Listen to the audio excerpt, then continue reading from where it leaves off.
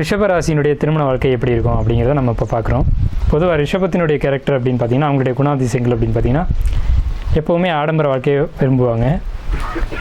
ஆடம்பரமான வாழ்க்கைக்கான தகுதிகள் இவங்கள்ட்ட இருக்கும்.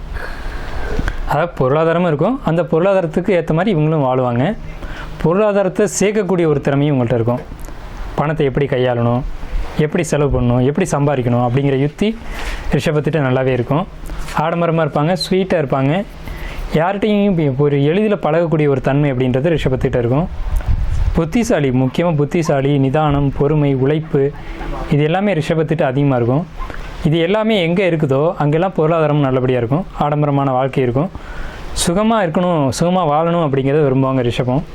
இப்படிப்பட்ட ரிஷபத்துக்கு என்ன மாதிரியான திருமண வாழ்க்கை அமையும் அப்படின்னு பார்த்தீங்கன்னா, முதல்ல சொல்ல வேண்டியது, உங்களுக்கு அதிகபட்சம் காதல் திருமணங்கள் தான் நடக்க வாய்ப்புண்டு. ஏன்னா இவங்க சுகபமே வாழ்ந்து பழகிட்டாங்க. ஸோ அதனால் காதல் திருமணத்துக்கான வாய்ப்பு இவங்களுக்கு அதிகமாக இருக்கும். இது பொதுவாக நம்ம சொல்லக்கூடிய விஷயம். அப்படி தான் நடக்குமான்னா அதுக்கு பிறப்பு ஜாதகத்தினுடைய அமைப்பையும் நம்ம தெளிவாக பார்க்கணும். இவங்க முதலாக வாழ்க்கை துணையை பார்க்கும்போது அவங்க சிவப்பு நிறங்களை பயன்படுத்துவாங்க. ஸோ அதை வச்சு இவங்களுடைய வாழ்க்கை துணை அப்படிங்கிறத நம்ம முடிவு பண்ணிடலாம்.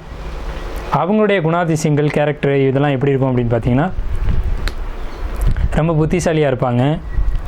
புத்தி கூர்மைக்கு ஏற்ற அளவுக்கு அறிவாற்றலும் இருக்கும். அந்த அறிவாற்றலுக்கு இணையான அளவுக்கு நிர்வாக திறமை அப்படிங்கிறது அவங்கள்ட்ட இருக்கும். திருமணம் ஆன உடனே ஒரு இடமாற்றம் இருக்கும். திருமணத்தின் போது ஒரு இடமாற்றம் இருக்கும். பயணம் சார்ந்த திருமணம் நடக்கும். அதாவது ரொம்ப தூரம் லாங் ட்ராவல் பண்ணி போய் திருமணம் பண்ணிக்கிற மாதிரி இருக்கும். வாழ்க்கை துணை ரொம்ப தூரத்துலேருந்து வரக்கூடிய ஒரு அமைப்பு இருக்கும். திருமண வாழ்க்கை இவங்களுக்கு ரொம்பவுமே ஒரு நல்ல ஒரு அமைப்பில் இருக்கும். என்னென்னா, திருமணத்துக்கு பின்னாடி மாமனாருடைய சப்போர்ட்டு, மாமனாருடைய பொருளாதார அமைப்பு, மாமனாருடைய உதவிகள் இதெல்லாம் நிறைய கிடைக்கும் ரிஷபத்துக்கு. அதாவது கஷ்டப்படாமல் வாழக்கூடியவங்க. அதுக்கேற்ற மாதிரி வாழ்க்கை துணையின்ட்டையும் பொருளாதாரம் இருக்கும். மாமனார் சைடில் இவங்கள்ட்டெல்லாம் உங்களுக்கு பொருளாதார உதவிகள் அப்படின்றது நிறையவே கிடைக்கும். அடுத்து பார்த்துக்கிட்டிங்கன்னா, வாழ்க்கை துணை ரொம்ப ஸ்ட்ரிக்டாக இருக்கக்கூடியவங்களாக இருப்பாங்க. வாழ்க்கை துணை இவங்களை எப்போவுமே ஒரு கட்டுப்பாட்டுக்குள்ளேயே வச்சுருப்பாங்க. அதாவது ரிஷபம் வரக்கூடிய வாழ்க்கை துணையை கட்டுப்படுத்தும். அதே மாதிரி வரக்கூடியவங்களும் இவங்களை கட்டுப்படுத்துவாங்க. பரஸ்பரமான ஒரு அண்டர்ஸ்டாண்டிங் இவங்களுக்குள்ளே இருக்கும். ஒரு ஒற்றுமை அப்படிங்கிறது நிறையவே இருக்கும். ஏன்னா நம்ம லவ் மேரேஜ் அப்படின்னு சொல்லிட்டோம். அப்படி லவ் மேரேஜ் இல்லை, அரேஞ்ச் மேரேஜாக இருந்தாலும் அந்த ஒரு விட்டு கொடுத்து போகக்கூடிய தன்மைகள், அந்த பாசம், அன்பு இதெல்லாம் அதிகமாக இவங்களுக்குள்ளே இருந்துக்கிட்டு இருக்கும். ஸோ ரிஷபத்தை பொறுத்த வரைக்கும் பெரும்பாலும் பார்த்தீங்க அப்படின்னா, குழந்தை அமைப்பு அப்படின்னு எடுத்துக்கிட்டோம் அப்படின்னா, முதல் குழந்தை பெண் குழந்தைய பிறக்கும். அடுத்த ஆண் வாரிசுக்கும் அமைப்பு யோகம்லாம் உண்டு. இந்த திருமண வாழ்க்கையில் இவங்களுக்குள்ள கசப்புகள் அப்படிங்கிறது அதிகபட்சம் இருக்காது. ஆனால் பிறப்பு ஜாதகத்தையும் நம்ம பார்த்துக்கணும்.